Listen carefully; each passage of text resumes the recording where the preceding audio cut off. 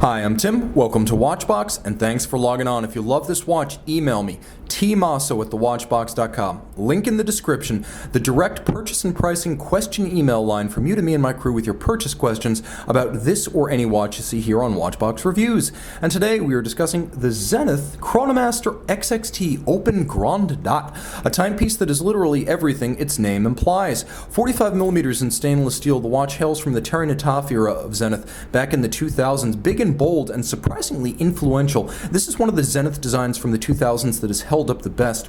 45mm in diameter by 16.3mm thick, 53.5mm from lug to lug, and a beefy and proportional 22mm between the lugs. Let's throw this one on my 16cm circumference wrist real quick. You know my wrist size. You guys probably know my wrist better than I do at this point as you watch these videos to the tune of, I think, 157 years if you add up all the minutes viewed. Now, the watch on my wrist is large, but note that it actually fits. A lug to lug, it's not overhanging, so if you have a wrist as small as 16cm circumference, you will be able to pull this off.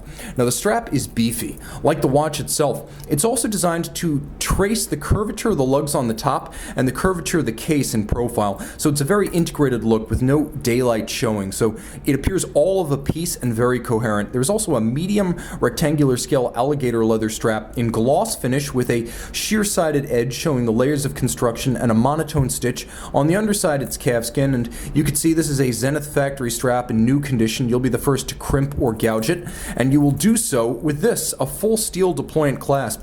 One of the upgrades Terry Nataf made during his time as CEO and president of Zenith. He was also the stylist, and he decided that the perforated lugs should go away and the pin buckles should be replaced whenever possible with full deployant clasps, and that exactly is what you have here. Polished and handsome, it's fully finished inside and out with a double deployant action that I find is less likely to pinch a small wrist than a single fold. Solid and protection against droppage while donning or removing at bedside.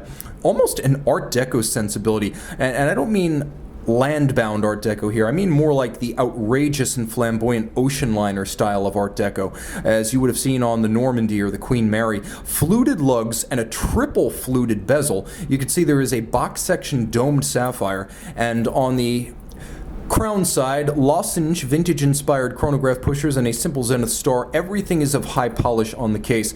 On the dial, however, a couple of different textures, tones, materials, and colors are used. You can see outboard, there is a dimple-style guilloche, and there is a satin finish, concentric circular satin finish under the hour track, which is dotted with applique darkened and diamond-polished dart-style indices, which are faceted for higher contrast. The hands themselves at center are faceted and half-frosted blackened Dauphine hands, and then there is a skeletonized golden hand over the smoked sapphire power reserve indicator window, and that is your 52-hour power reserve, or reserve de marche, as you see on the dial. There's another smoked sapphire over the chronograph minute register, and adjacent to the double-digit indicator for the Grande date, the titular Grande dot of the watch. Now, when you pull the crown out all the way, you can see there is a quick set system for that double date, and because of the smoked sapphire, you can see the engine turning on the base plate of the movement, but you can also see the two discs that rotate to provide the Grande dot. The system also includes the quirky Zenith double pull, where the first or intermediate position winds up actually setting the watch, and when you pull it all the way out, you wind up setting the date, so that intermediate position actually sets the time. A little bit weird. It's the opposite of how every other watch works, but that is the El Primero. Now, the open escapement was Terry Nataf's great innovation. This has held up better than any other Zenith design innovation of the 2000s, to the point that this has been copied almost to the point of indecency. Everyone loved this look and ripped it off, but Zenith had it first.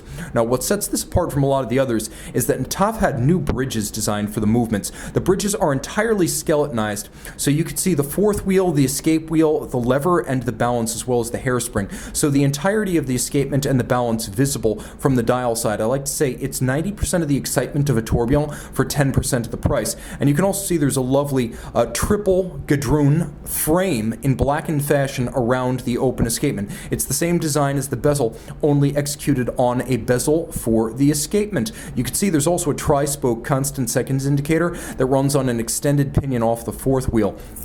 Caliber 4039 is an El Primero automatic chronograph, which is to say it is everything that makes the El Primero good and wonderful. Let's get a little bit closer, or let's get closer and keep everything in focus. You can see that the The movement includes 41 joules, automatic winding, bidirectional, a 52-hour power reserve. It beats away at 36,000 vibrations per hour or 10 beats per second.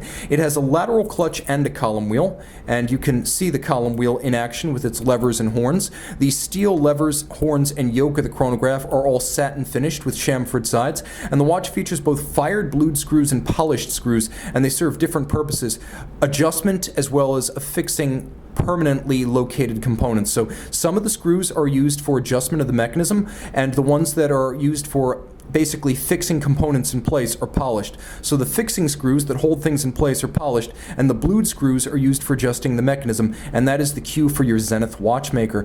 There is a rather unusual engine turning on the bridges themselves. That's usually a perlage technique used on base plates, and then we have circular Cote de Genève on the rotor. There is a quick set system for the date, but there is no hacking seconds, as the El Primero simply doesn't have it and never has. And then this is a 30-meter water-resistant watch, so while it is sporty in its sensibility, it is not, strictly speaking, a purebred sports watch. It does have a lot going for it: a Grande date, an open dial, a historic movement, a high beat rate, and a power reserve in a case that has stood the test of time with a dial best described as Art Deco Baroque. Email tmosso@thewatchbox for full details and pricing.